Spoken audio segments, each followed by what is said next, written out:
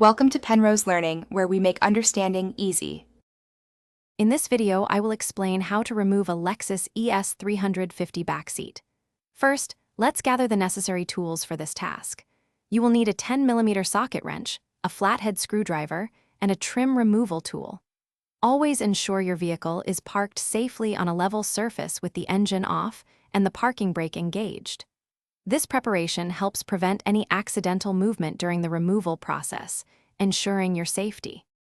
Now, let's begin by removing the lower seat cushion.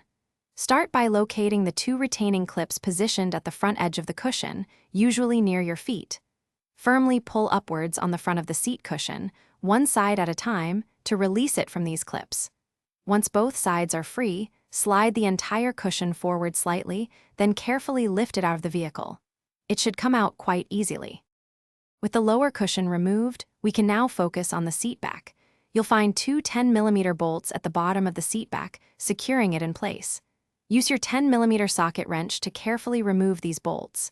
Once the bolts are out, gently lift the entire seat back upwards.